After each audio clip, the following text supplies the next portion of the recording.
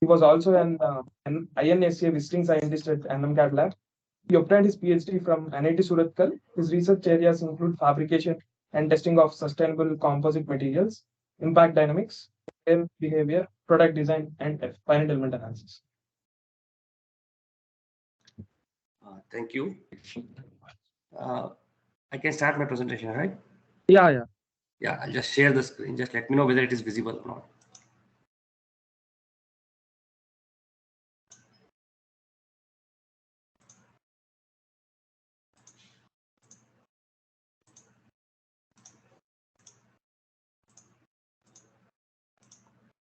Is the screen visible?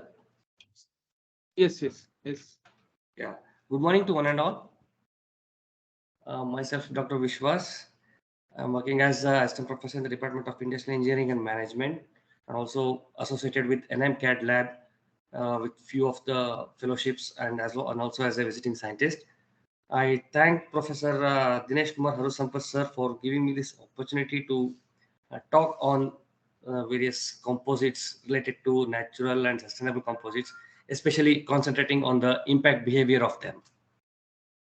The presentation flow goes like this. Like we'll just start with the overview, like why we need to concentrate on the natural materials or sustainable materials and why they're important. Yeah, Sir, the slides are not changing actually. it's changing from my end now. Not in the presentation mode also. So maybe he had a solution. You can stop the sharing and maybe One you can second. start the sharing again. Yeah. Yes, 1 second.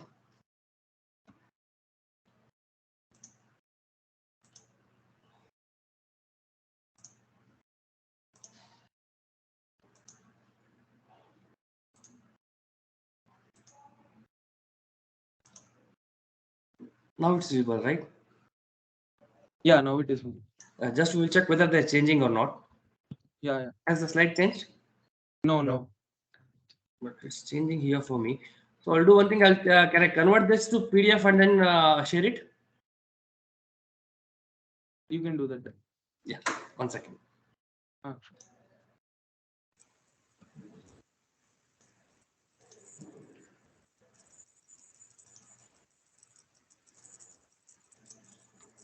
Shri Kumari, can you please switch off your video? Yeah.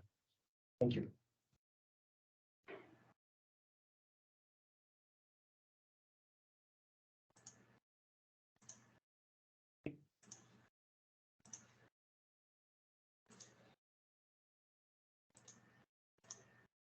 Now it's visible?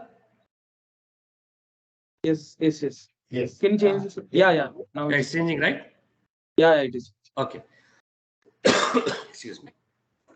Is it possible to make it full screen?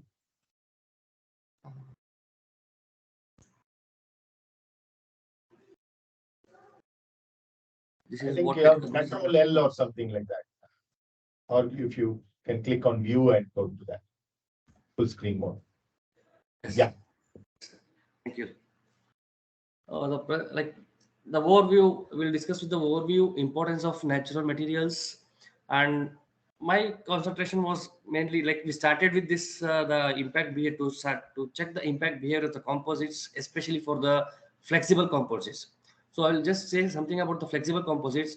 Then we will discuss about few of the important works that we have carried out and we have published, including the flexible composites, the hybrid composites, and combination of various FMLs. And whatever the conclusions or the results we have obtained, that we'll discuss at the end. So we started with this, or the objective of making use of more and more natural materials for development of the composites for various structural as well as the secondary structural applications, mainly concentrating on the impact behavior of those composites. So we started to propose the composites with different constituents, and the further step was to develop those composites and then assess their impact behaviors, both in like low velocity impact as well as in case of ballistic impact. So few composites were meant for low velocity impact applications, and few of them were subjected to or were meant for the ballistic impact applications.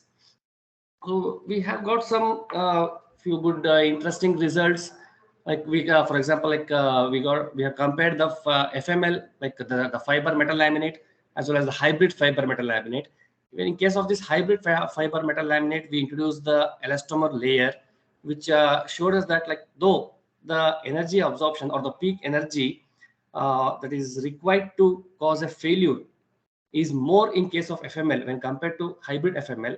When we take the damage part, or when we used to assess the damage part, we came to know that, like, due to the use of this elastomeric layers in case of hybrid fiber metal laminates, most of the the delamination kind of thing which we used to observe in the regular composites or FMLs could be eliminated or could be reduced. So because of this elimination of this delamination, we are indirectly avoiding the catastrophic failure. So these were the kind of results that we have obtained. So going ahead, like we have various materials in our mind, or various configurations.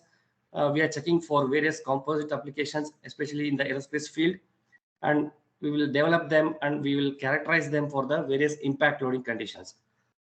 Excuse me. So why we need to go for these natural materials? Like most of the things, like in the composites, they say the load bearing applications, we need to go for the synthetic fibers or non-biodegradable resins. They're extensively used, but they have a serious environmental issues. There is an issue of recyclability, and then biodegradability. It causes harm to the environment. So it also causes the pollution. We need to keep our pollution, we need to keep our environment free from all these pollutions. So we need to maintain the green environment. So what the researchers more thought was, like, they started shifting from using the natural like using the synthetic fibers. Instead of synthetic fibers, they started using the natural fibers. And also there are some resins which are biodegradable in nature. So combination of these, the natural fibers and biodegradable resins, so they gave us they started to giving us the green composites, which are environmental friendly. We can see that, like, natural fiber composites are not completely green. They are being used in various automobile applications. Like if you see the car bumpers or the interior panels of a car, we can see that, like, the natural fibers like jute, kenaf, coir, all of them are being extensively used. Comparing this synthetic and natural fibers, we have some pros as well as cons by using this natural fibers. When we take the density, we know that when we compare that with the synthetic fiber, our natural fibers are less denser. This gives us a lightweight material. But the disadvantage is our natural fibers are hydrophilic in nature. They have the tendency to absorb the water. And whatever are marked in, like, highlighted bold, that is renewability, recyclability, yes, we have the advantage. Biodegradability, we have the advantage. And specific and strength and modulus of natural fibers are high when compared to the synthetic fibers. So the market says that with with continuous usage, or with the passage of time, we are seeing that there's a gradual increment in the use of these natural fibers for various structural as well as the secondary structural applications. Excuse me. Sorry with it. So we can see that, like, as the year grows, we can see the researchers are exploring more and more about the natural fibers to replace the synthetic fibers. And these natural fibers are used in almost all fields of engineering, not only limited to the automobile or aerospace interiors or something like that. So they are used in household applications, some musical instruments, floorings. Everywhere we can find the use of these natural fibers, which means the natural fibers are slowly started to replacing the synthetic fibers. Similarly, coming to the matrix materials, there are some materials which has the potential, some natural materials which has the potential to be used as a matrix in the composites, like starch, rubber. The rubber is the one material that we have concentrated upon, and we are continuously working on that. So rubber can act as a substitute for various matrix the various matrix, depending upon the applications. So we can see that in composites, like thermoplastics are more commonly used, and PEEK and PPS, they have emerged as the potential substitutes for thermosetting plastics, especially when we are talking about these impact applications. But as PEEK is thermoplastic in nature, it has an advantage of easily repairing it and also fixing up the damage. But one disadvantage of PEEK is it has a poor response to high velocity impact applications. When we are thinking about the low velocity, fine, we can use PEEK, but PEEK it cannot be used for high velocity impact applications because it doesn't give some desirable results. Like shear thickening fluid that we can see like in bulletproof vests and all, like where we need the flexible composites. So shear thickening fluids have emerged as one of the matrix material which can enhance the ballistic impact response of the composites when we compare that with the knit fabrics.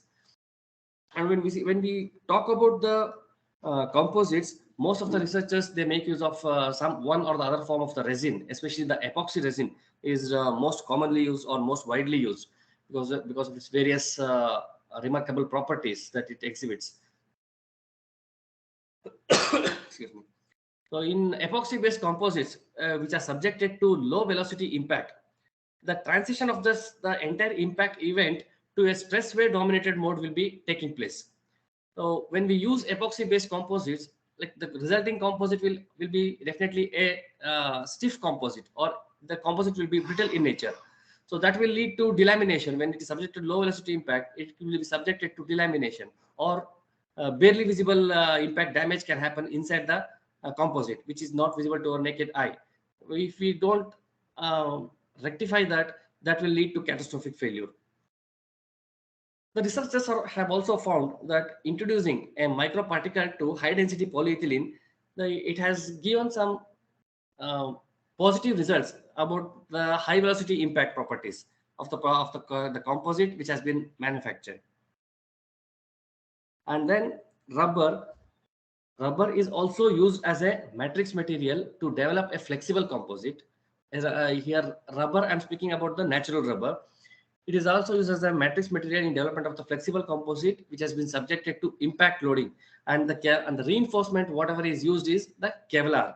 So the researchers have compared the Kevlar rubber composite with the Kevlar epoxy composite, and it has been proved that when compared to the stiff composite or the brittle composites, the flexible composites are always better in absorbing the energy because of its compliant nature. So we can use this flexible, or the flexible composites are found in various applications, especially when we speak about this impact application. It is used in as a one of the constituent in the bulletproof vest. The main characteristics or main takeaways from these flexible natural composites are like the polymer should be a natural polymer and the fiber should be a natural fiber. The combination of these two will give us a flexible natural composite, or we can also call it as a flexible green composite. So we know that various advantages of these natural fibers: they are eco-friendly, they have low density, and they are economical, and we can easily available in different sources, either from the plant or animals, different sources. And we can't say that they have superior mechanical properties, but they have acceptable mechanical properties. Natural fibers are always, when you compare the direct properties of natural fibers with that of the synthetic fibers, they have the inferior properties when compared to that of the synthetic fibers. But whatever the properties they give, they are in the acceptable range. And one of the main disadvantages, they are susceptible to water absorption. Coming to these flexible composites, what we are concentrating upon, these flexible composites have better deformation, which also helps in better energy absorption. This the enhanced deformation of the composites will result in better enhanced energy absorption, and also they provide excellent resistance to mitigation of the damage. And since the matrix itself is flexible in nature, we don't get something called as the matrix cracking or delamination. So instead we have here we get the matrix tearing failure mode. Here these flexible composites will exhibit the better tear strength, and they cannot be direct, the flexible composites directly cannot be used in the structural applications, but can be used as the sacrificial structures, so that they sacrifice themselves and protect the primary structures like bumpers.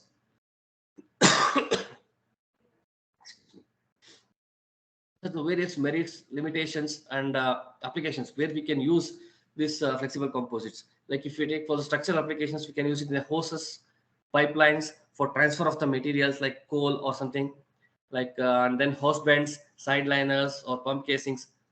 When we take the sacrificial structural applications, it can be used as a cladding.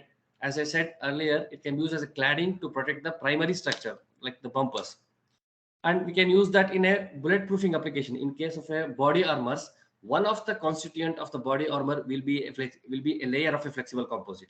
So there we can try using this flexible composites, and they have good thermal and electrical insulation, and also we can use that as a packaging material since they have high compliance.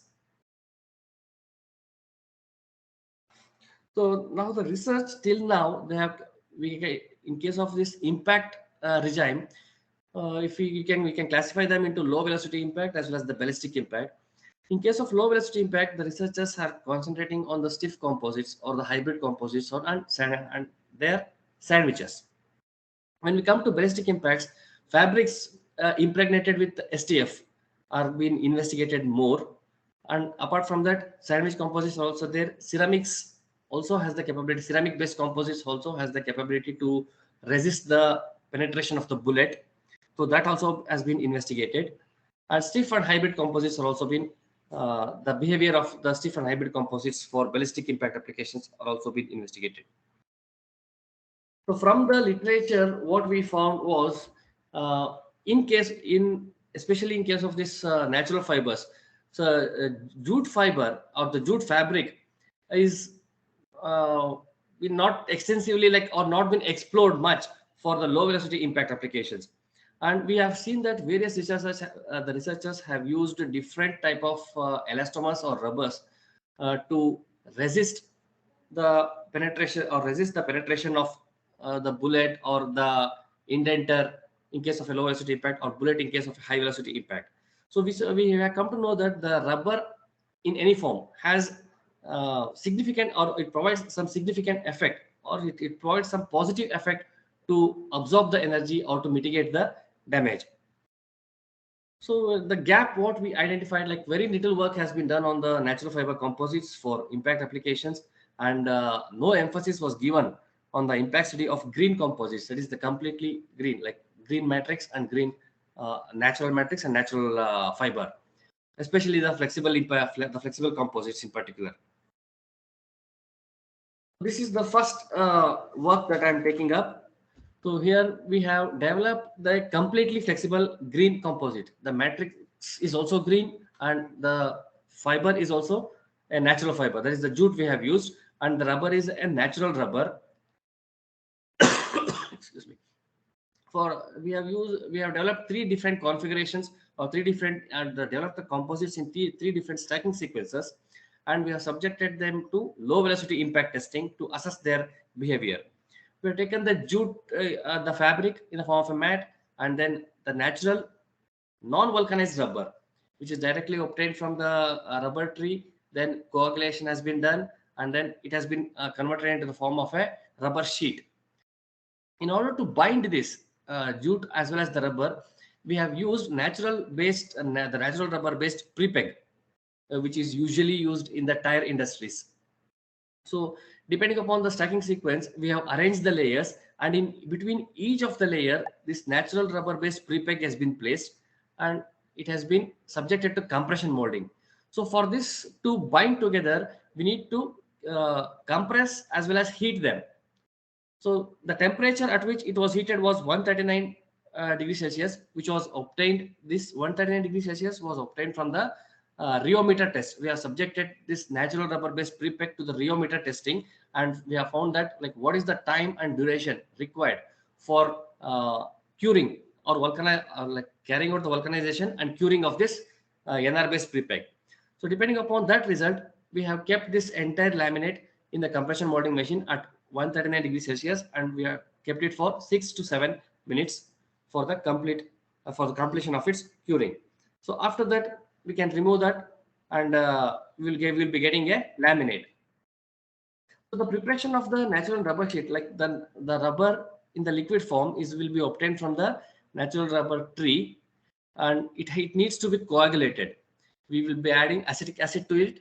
Then the rubber settles at the bottom, and water will be floating on the top. We will separate that water, and whatever the rubber is settled at the bottom, it will be put in the two-roll mill.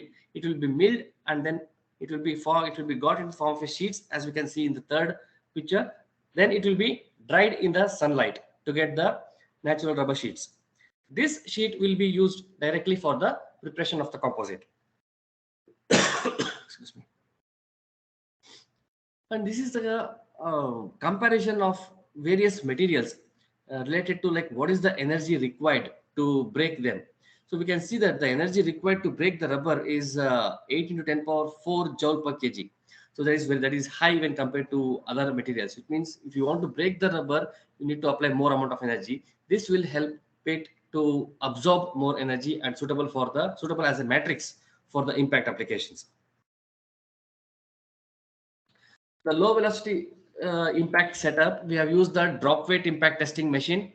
3 different impact energies were selected for carrying out the test, and whatever the flexible composites which we have prepared, and in 3 different stacking sequences that are used here. So 3 different stacking sequences that we have selected was JRJ. J stands for jute and R stands for rubber. JRJ, JRRJ, and JRJRJ. So we have selected 3 different impact energies, and we have obtained what is the energy absorbed and what is the peak force.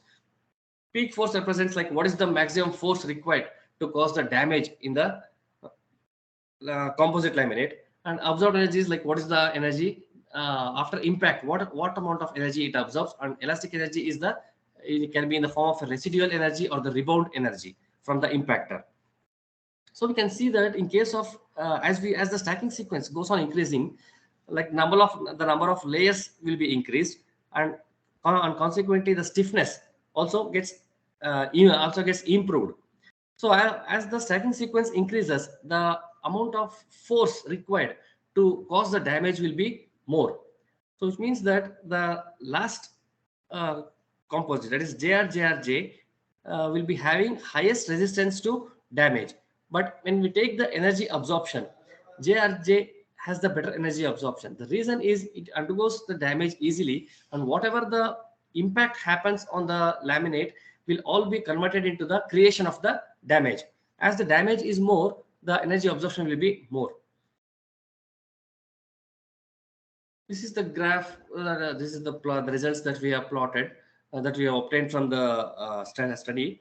Whatever is then we discussed in the table, the same has been plotted in the pictorial form. So that shows that like if you want the better energy absorption, JRJ is superior. If we want the better resistance to damage, JRJ is superior. But since we are using different stacking sequences, we need to take into consideration their densities. The densities will get differ. So in order to compare them, we have taken the specific energy absorption. Like whatever the absorbed energy was there, that was divided by its density to get the specific energy absorption. And we could see that there is no much appreciable change in the energy absorption on any of these composites. So this means that when you are taking into consideration the weight also, like if you want a low weight composite, or if you want to take the specific energy absorption into consideration, you can have any of these configurations which give you the same energy absorption capabilities. But the damage resistance for JRJRJ is high. So we can say that like if you take JRJRJ, that will give you the better results when compared to remaining 2 configurations. This is the 4th time history we got. So we have obtained what is the critical force and what is the maximum force. So critical force is one where the first damage happens. Even though the first damage happens, any composite laminate will be having the ability to take much more energy. Still the damage needs to progress further till its failure.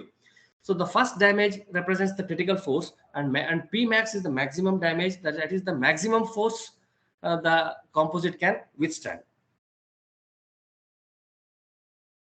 So to justify the results, the coefficient of restitution and energy loss percentage were also been found out. The coefficient of restitution is the ratio of the residual or rebound energy to the impact energy, and energy loss percentage, by using the formula, we have calculated the COR and ELP.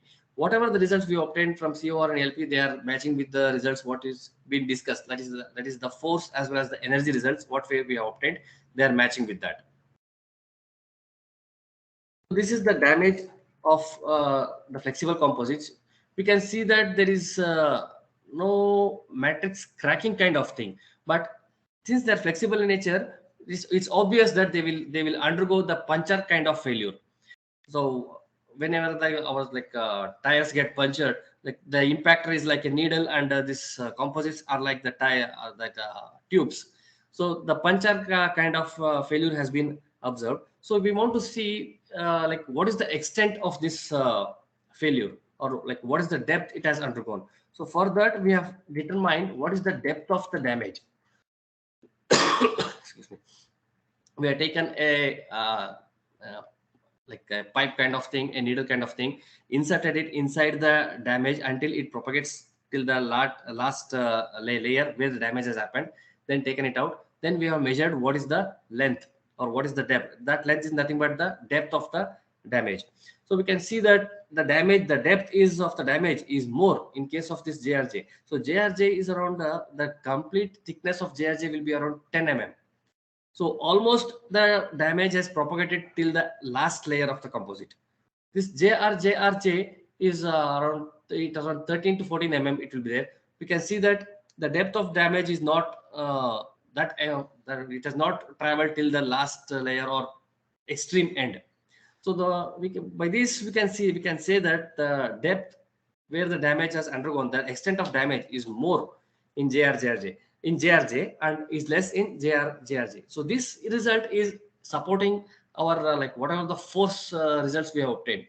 From the force results also we saw that the peak force was maximum for JRJ. That means that we need more amount of force to cause the damage. Here we can see that the damage has undergone is less. So that is in agreement with each other. So from this what we can conclude is, when more amount of damage has happened in case of a low velocity impact for the flexible composites, the rebound velocity whatever we get will be less and the damage will be more. When the rebound velocity is high, there will be less amount of damage, because the rubber will not allow when the damage is less, there will be more amount of rubber that has not undergone the damage, and that will give more amount of velocity for the impactor to rebound or to go back. These are the fractography results of all the stacking sequences we have considered. We could identify that like there are different failure modes that we have obtained. Like fiber breakage, we can see the puncture type of damage, that is the whole propagating through the composite, and we can see that there is no complete perforation. The perforation has stopped at the particular place, and the fiber gets failured by fiber breakage, and the matrix, that is the rubber here, it gets failed by the tearing. These are the two main mechanisms that we have found for the failure of these composites when subjected to low velocity impact. This is for again the next stacking sequence, that is JRJ. Though the mode of failure remains same, we can see that the depth where the damage has undergone is getting reduced. So all these results, like whatever we have, this study has been done, and all the results has been published in this paper, that is in the composite structures. And coming to this second composite, or the second study, what we have taken up. So here we have taken jute epoxy, that stiff composite, and we have tried to modify that by introduction of rubber crumb. Instead of introducing the natural rubber directly, we have taken this rubber crumb. So this rubber crumb is basically a recycled rubber, which is produced from the automotive or the truck scrap tires. And the growth of, like we see that the growth of this transportation sector over a last several decades has resulted in the rise in the number of the tiles whatever is being discarded. So when more and more tiles are being discarded, that is an disadvantage, or that is harmful for the environment. So we have given an approach to convert those or to harness those not non-useful tiles into useful material, that is in the form of a rubber crumb. We were thinking it of including in a composite. So based upon we have done an extension layer literature survey and thought that like what could be the maximum or the ideal weight percentage of the rubber crumb that we can add to the composite. So based upon the literature survey, we have decided that we can go up to 5%, and in between we have taken 1.5 and 3 weight % of the rubber crumb to add it to the jute epoxy composite. So these are the laminates prepared with rubber crumb having a mesh size of 40. We have taken the rubber crumb with mesh size 40 as the filler, and then we have prepared these composites by the hand layup technique. The epoxy is L12 and K6 with K6 hardener. We have used this in-house built low velocity impact testing setup is in NIT Surathkal. We have used this for the purpose of testing the impact behavior of the composites.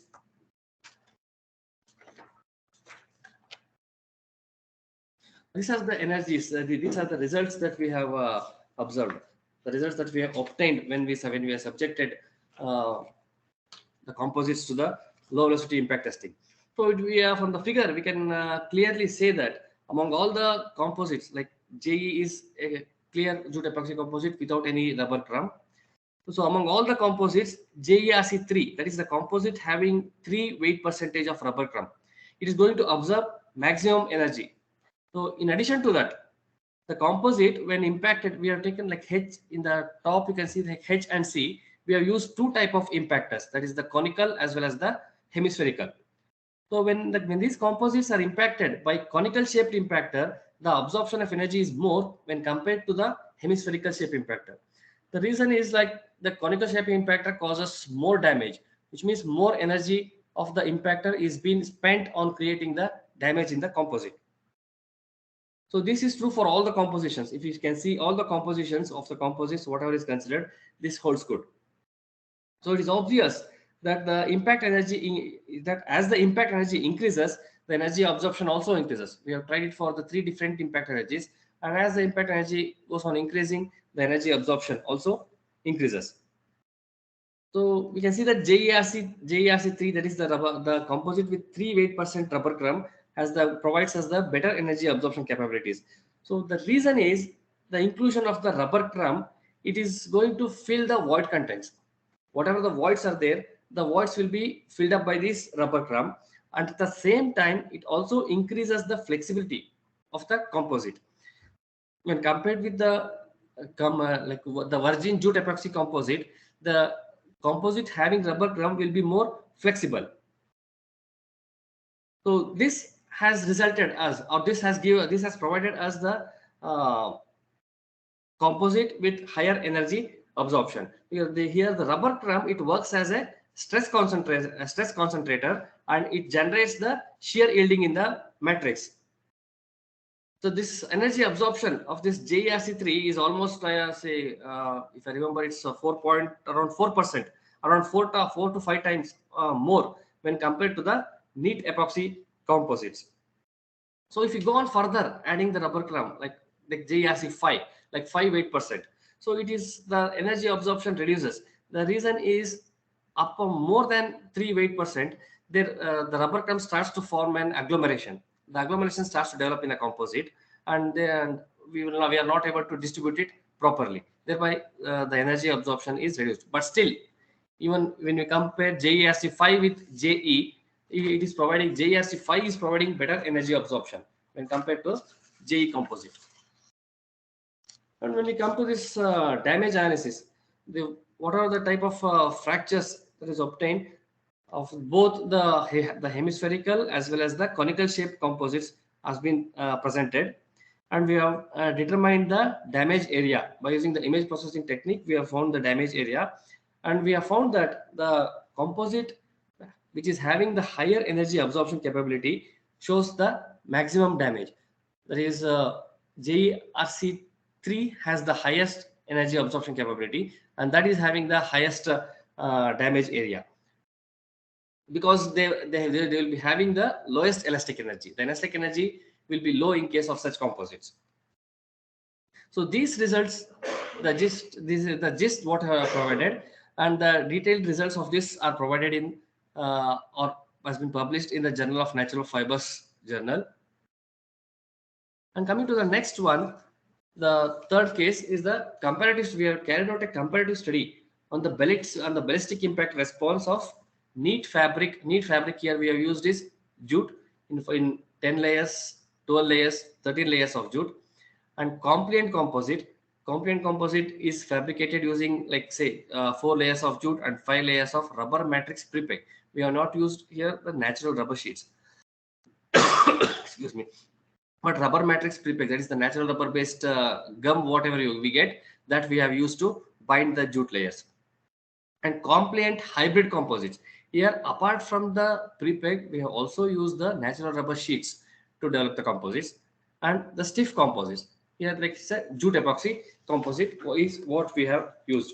We have done the comparative study of all these composites subjected to ballistic impact testing. So these are the composites that has been prepared, like neat jute on compliant hybrid and jute epoxy composites. First, we have found, since we are dealing with the ballistic impact here, it is essential to find what is the ballistic limit. Like, what is the ballistic velocity that will be just able to pass or just be able to penetrate the entire the composite, the thickness of the composite, that we have to find. So we have found that by using an approach where we will be considering 3 partial penetrations and 3 complete penetrations. So we will take that, and then we will take the average of that. So that average will give us the ballistic limit of the particular target. So we will be the residual velocity of the various impact velocities we have obtained from the chronograph, the chronograph equipment, and that we have used to calculate this ballistic limit. So this approach was taken, or based upon the support from the literature, we have followed this approach. So in case of this neat jute fabric, that is the first 3, 10J, 12J, and 13J. So the ballistic limits, we can see that 21 meter per second, 25 meter per second, and 27 meter per second. So we can see that the ballistic limit of 13J, it is increased by around 28% and 8% compared to 12J and 10J. When we see the ballistic limit of compliant composites, that is next 3, 4J 5RM, 6J 7RM, and 7J 8RM, we can see that due to the inclusion of the compliant matrix, it's not only the fiber we have a compliant matrix over there. So because of introduction of that, the ballistic limit has shown a marginal increase. But when we see the compliant hybrid composites, the inclusion of the rubber layer, apart from the bonding gum, we have also used the rubber layer. There is a drastic increase in the ballistic limit of the composites. And the next is the stiff composites, that is the jute epoxy composite. The ballistic limit is less than the hybrid composites, but it is higher than the compliant as well as the neat fabrics. So from this, like, we can say that, like, the compliant hybrid composites, they have the better ballistic limits, or they are better suited for the ballistic applications when compared to the neat fabrics or compliant fabric, the compliant matrix coated fabrics, or the stiff composites. Next, we have assessed the damage, like what is the different modes or different mechanisms under which the damage has happened. So this is the damage morphology of a neat fabric. So it mainly depends, when we are speaking about the neat fabric, the damage mainly depends upon the primary as well as the secondary yarns of the fabrics, since they are intricately crossing each other, and the movement of one fabric will lead to the relative movement of the other. Excuse me. So we can see that there is a windowing effect.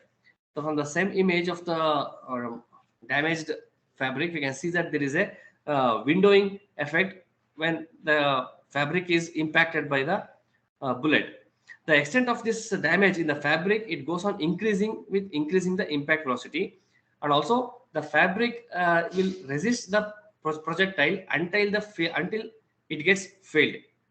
So the yarns, whatever is present in the jute fabric, the jute which is considered here, they slide away from each other and they make way for the projectile or the bullet to penetrate to it, and it provides a very least amount of resistance. So this is the reason why the neat fabrics will show less ability to absorb the energy. This is the compliant composite. That is the neat fabric coated with compliant natural rubber gum. So in this case, we can see that the damage mechanism is somewhat different. So you can see that the local structure of the fabric at the point of contact or the point of impact, it is found to be maintained well. Whereas when we see the earlier case, in case of this fabric, it was distorted. But now in this case, the entire thing has been maintained intact. And also we can see that the windowing effect, whatever the window effect that we observed in the neat composite, the neat fabric, is absent here. So this is mainly because of using that natural rubber based gum, which is compliant in nature. So the yarn pullout is not in the yarn pullout as observed in the neat fabric is also eliminated in this case. That leads to minimal damage. Here the frictional properties that is induced by the rubber based gum that restricts the movement of the yarns, and this enables the yarns to arrest the projectile, and thereby it gives the more better energy absorption ability when compared to the neat fabric. So at the end we can see two zones, zone 1 and zone 2. So in case of this compliant composite, the cone formation is eliminated due to the addition of this natural rubber based prepeg, and this is compliant in nature. So this will, as I said earlier, that will eliminate the windowing effect. So at lower impact velocities, when the impact velocity is low, the damage initiation will happen at the zone 1. So which is critical from the maximum strain point of view. So however, when we go on increasing the impact velocity, that critical point starts to move to zone 2. Next is the hybrid composite, compliant hybrid composites, where we have used the natural rubber. So the use of this rubber based prepeg, it results in better attachment of the fiber and the natural rubber, and thereby it provides better resistance against movement of the projectile. So we can also see that or it is also found that the natural, in case of this compliant hybrid composite, the main damage mechanism what was observed was fiber breakage and rubber tearing. That will further lead to lump formation on the rubber. This lump gets detached from the rubber from the composite. The failure will be propagating further. It leads to tearing of the rubber. So thus we can say that, like in case that at the ballistic impact velocity limit, the rubber tearing pattern, you need to observe like what is the pattern in which the rubber gets teared. So that will be the main reason or the predominant reason for the failure of the entire composite. Now coming to the stiff composite, the damage mechanism in case of a stiff composite. So here it is the matrix that plays a major role. Here when we saw the earlier case, there was no matrix cracking, but here we can see the matrix cracking, and also the delamination could be found. So the delamination leads to catastrophic failure. So we are eliminating this delamination, or we are avoiding this delamination by making use of these compliant materials. So in that way, the flexible composites are better when compared to that of your stiff composites. And these results has been published in a journal, Thin Wall Structures, and the link is provided here. Next, coming to the next one, we have done the ballistic characterization on the fiber elastomer metal laminate and fiber metal, like the positioning. We have taken the positioning, like where one is we have positioned the rubber on the impact side, and in the second part we have positioned the rubber on the back end side. So we have taken jute rubber as the fiber and the matrix here, and aluminum as the metallic layer. So here, like when we say flexible composites, the disadvantage is they do not have the stiffness and could not be used for the primary structural applications. So then how to make use of the advantage that the flexible composites give in terms of the energy absorption? So we need to induce, or we need to give, we need to make the composite to have to get the stiffness. So the fiber metal laminates can be one of the option, whereby placing the aluminum layer, we can get the stiffness in the composites. So this is first we have tested the pure aluminum sheet for the ballistic impact testing to see what are the modes of failure. So we have different impact velocities we have tested. So and we have got to know that the increase in the impact velocity will result in increase of the petal size. So this aluminum, when impacted by a projectile, so it generates a like metal petal, as you can see in the schematic. As the impact velocity goes on increasing, the formation of the petal will be more. So during the impact of the projectile, when the induced flexural stress at the first critical location, when it becomes equal to the tensile stress of the material, the plate is fractured. The plate, whatever the plate we have, that gets fractured, and then at the zone of the impact, at the place where the impact has happened, the crack will be formed and it starts propagating until it gets failed.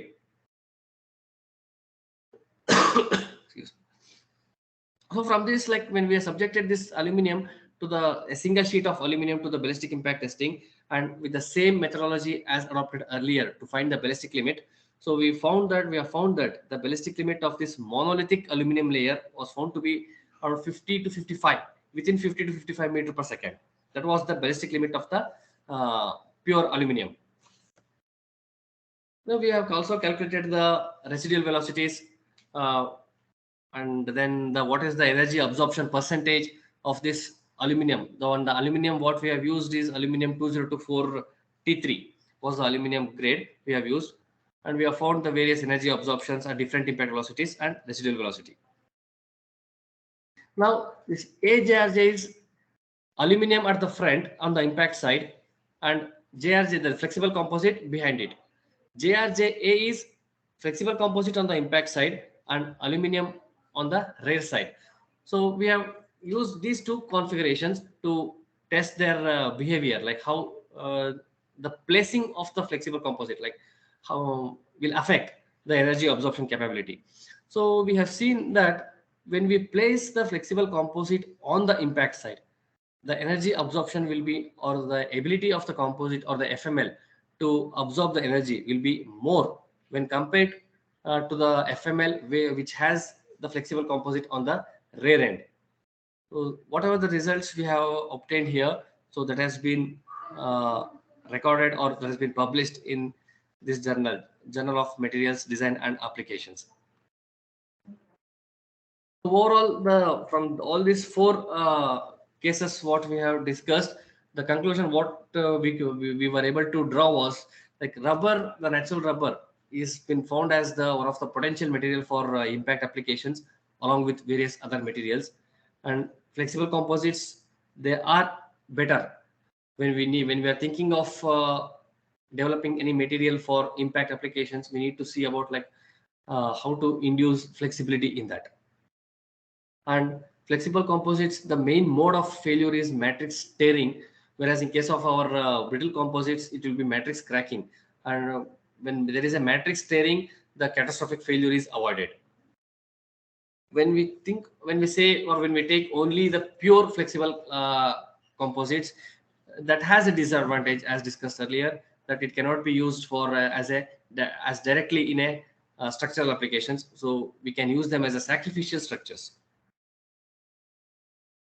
Flexible composites, they offer highest resistance for the movement of the projectile at the initial stage of the impact, because at the initial stage beneath the projectile, more amount of rubber or any component material will be present that will be resisting the movement of the projectile. But as and when the component material goes on tearing, that is the damage as it propagates, the amount of material left out will be more. So at the last stage, the resistance offered will be less.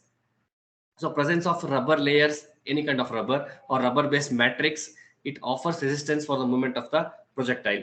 The main reason is their compliant nature. The rubber being a compliant material will help us in absorbing the energy and mitigating the damage.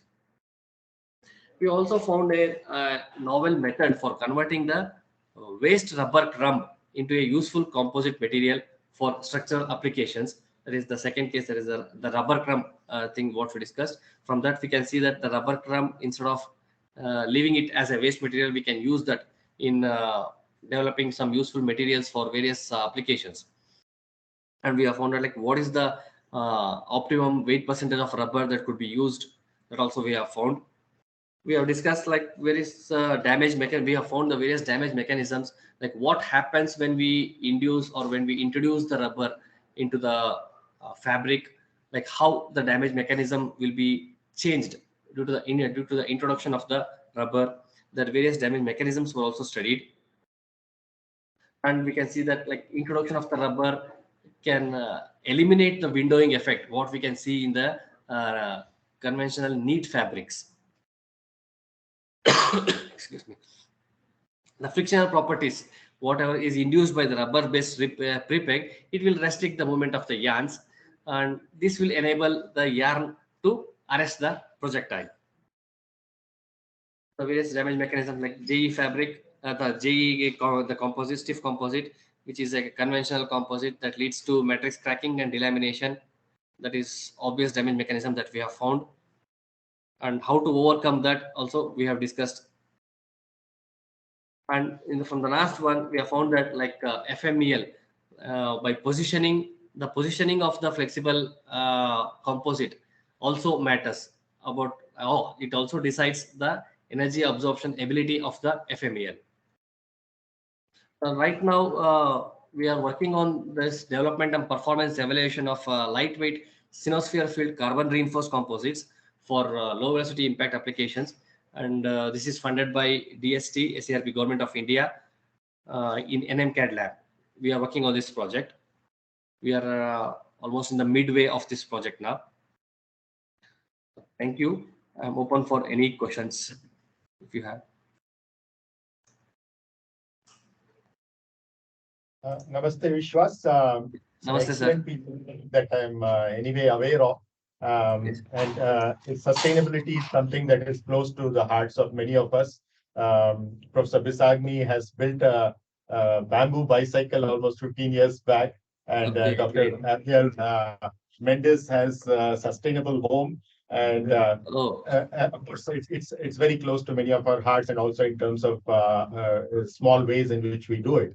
But you have kind of pioneered it, and the large number of publications that you have got in this field in very good journals. And also last year you organized a conference related to this very specific theme, in which you got a lot of people working in this field together to present. So I'm really proud of the work that you're doing towards this particular planet.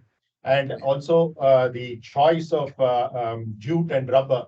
Of course, a lot of people have been working on natural fibers for a very long period of time around the world.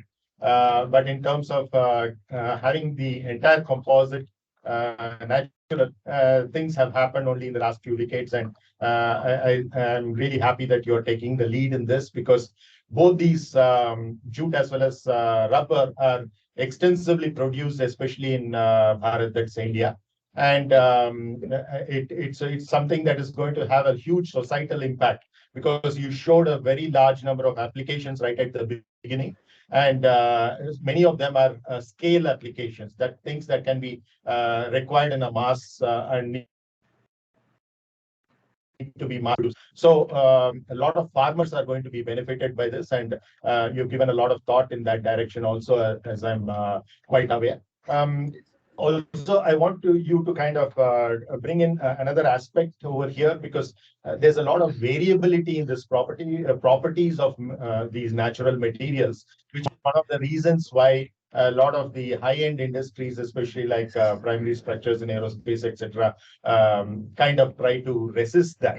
And jute itself is found in many different ways, and structural jute is something that has much superior properties compared to the jute which is used typically in the fashion industry, etc. Right. So, Yes. and also there are certain regions which grow the structural jute much better. For example, West Bengal and certain other areas. Okay. Yes. In case you have not already given a thought to it, I want you to take this one step further. Of course, you're extending it to the professional society in terms of who are working on composites, etc., and to some extent to the farmers, but also in terms of understanding what kind of soil, what kind of the weather conditions and other things lead to structural jute and better structural jute amongst that. So I think that similarly with rubber, of course, because it plays a very important role in the impact applications, ballistic impact, etc. So I mean the findings are really, really interesting. And out of the huge number of publications, the way you could extract something to showcase for a 1 hour presentation, I really am happy about it, because it could have been a much longer presentation, but to extract the most important things for an hour, especially when you're unwell and your son is also unwell, I know, at this time, which is difficult for the family. I'm really happy that you could take off time and make a very interesting presentation. I know we are running a little beyond the schedule, but because this is a very unique thing and very close to our hearts, it's okay if we go over a few more minutes. So I'd like to open up to the audience questions. Thanks. Yeah, so thanks a lot for your presentation. Really interesting, and as Dinesh said, very important, especially in this time that we finally realize about our planet more. Thank you. I have a question Yes, about technical things that I didn't get so much. So in the composite, when you have an impact, one of the most dangerous things is a delamination that spread around, and you, especially from outside, you do not see how large it is. Now can be then so dangerous if you load it again. But I didn't see a lot of delamination in your cases. So I don't know if it was because of the photo that you show or the data, but I didn't see this large delamination area around the impact. Yeah. And ground because of the rubber or that absorb the impact, or I don't know. Yeah, this is the question. Yeah. Yes. Like whatever the cases that I took to present here now, like they were all based upon this flexible composites. Like all the composites were developed through flexible approaches. So when we use flexible composites or when we use the rubber, they have, since because of its better deformation ability, so the delamination has been avoided. Like when we can easily bend a paper when compared to the sheet of metal or something. So that was the reason like we could not see any delamination. But in case of the jute epoxy composite, what I showed in the last case, there we could see when the composite was completely a stiffer composite, we could see the delamination happening there. When we use the yes. In the last, in one of the photos, you highlighted a little bit of delamination, but it was very limited, if I remember. Yeah, that was like because of the like whatever the impact energy that we are given. We have tried at the different impact energies. When the impact energy is low, the delamination will be lower. When it goes on, when the impact energy goes on more, the delamination, the extent of damage will be more in case of the composites. Okay, thank you. Thank you. Well, first, I would like to join the professors in congratulating for the good job. I know it takes time to do all the experimental work. Thank you. I have a quick technical question for the ballistic impact. I'm not sure if you showed how the impact was done. Was it the light gas gun? I didn't show any apparatus. It was done on a gas gun apparatus. Okay, okay. And a spherical impactor? The impactor was the conical shape impactor. Okay. And then you were showing in the beginning that one of the issues with natural fibers is that they are hydrophilic rather than hydrophobic. Have you considered checking how when they are they absorb some moisture, or do you think it will affect? Yes, it will definitely affect the property. Like it will definitely affect the energy absorption ability. So hydrophilic thing is something that we need to work upon, because like whatever we have tested, it was all we have prepared the composite by drying and then we have prepared it. So we need to see like what is the effect of hygrothermal environment on the composites. Thank you.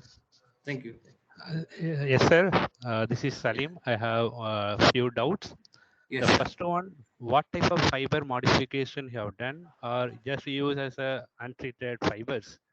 Because as said, just hydrophilic that nature to avoid the things. So have you done the modification of the fiber, or just use as an untreated one?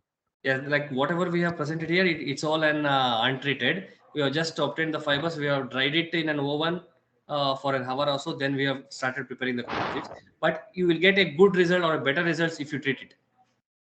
Yeah. Second question: what type of fibers you use in the mat form, like unidirectional or bidirectional? It was bidirectional. Bidirectional. Yes. Okay. Third one, why you're interested with rubber matrix as a prepreg? It's not available in the resin matrix. Sorry, I didn't get. You use a matrix rubber, right? Yes. Further, you use as a like a strip. Strip, yes. Prepreg. Yes. What's the influence you use? Because naturally the rubber is available as natural in the liquid form. Yeah. Natural rubber in the liquid form, like initially, like to be frank, getting the natural rubber in the liquid form, we tried that. Once we extract that from the tree, within 2 hours we need to process it. Otherwise, it will be spoiled.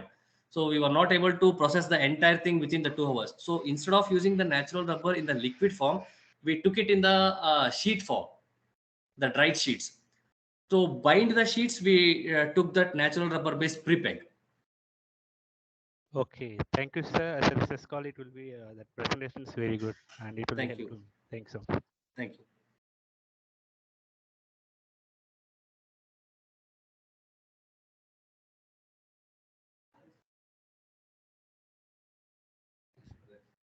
Hello. I guess there are no other questions, Vishwas. So thanks once again for your time. Thank you, sir. Hello. Thank you. We have different links for each talks. Yeah, sure. Hello, sir. Thank you, sir. Thank you. Thank you. Sir. Thank you. Hello.